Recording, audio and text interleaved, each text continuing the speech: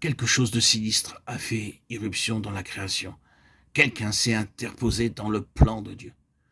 Il n'y avait pas de risque que l'objectif divin fût manqué sans retour, mais ce quelqu'un-là n'en est pas moins venu avec son plan à lui, bien décidé à faire obstacle par tous les moyens en son pouvoir à cet universel déploiement de la gloire de Jésus-Christ.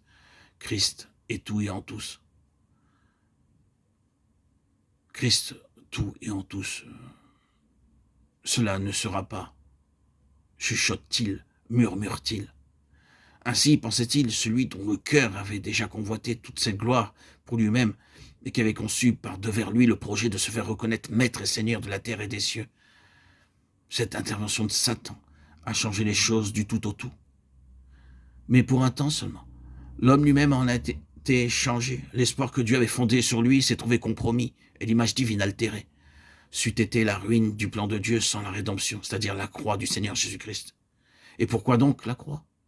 Comment expliquer le double aspect de cet acte immense?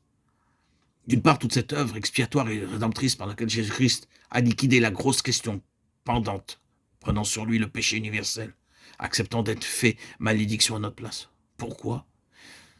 Et pourquoi d'autre part ce complément, ce côté pénible qui fait de la croix un cautère dans la vie du croyant, si bien que par une expérience spirituelle, il devient uni à lui par la conformité à sa mort et entre dans la tombe avec lui. Cette réalisation subjective de la croix, cette désagrégation du vieil homme, cette vivisection, cette certitude que la croix terreur de l'homme naturel est plus forte que nous, et le sera toujours. Pourquoi? Pourquoi? Pourquoi, bien-aimé? Pour que Christ soit tout, et en tous.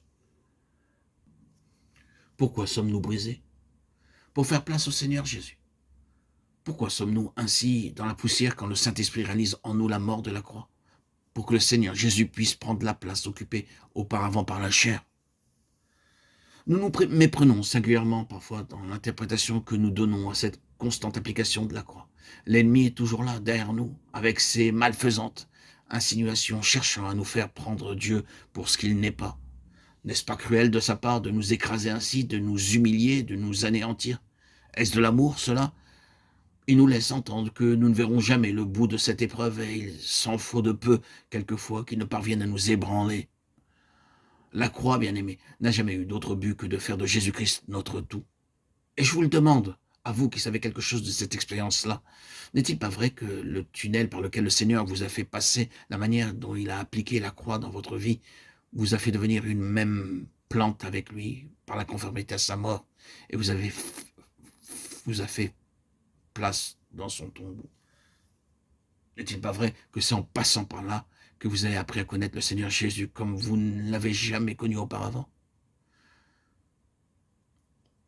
Est-ce que c'est par ce chemin-là qu'il vous est devenu 100 fois, 1000 fois plus précieux?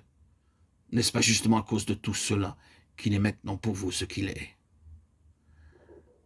C'est par le chemin de la croix que le Seigneur Jésus devient notre tout. Nous savons bien que notre principal ennemi, c'est nous-mêmes, notre chair. Cette chair, elle ne nous donne aucun repos, aucune paix, aucune satisfaction.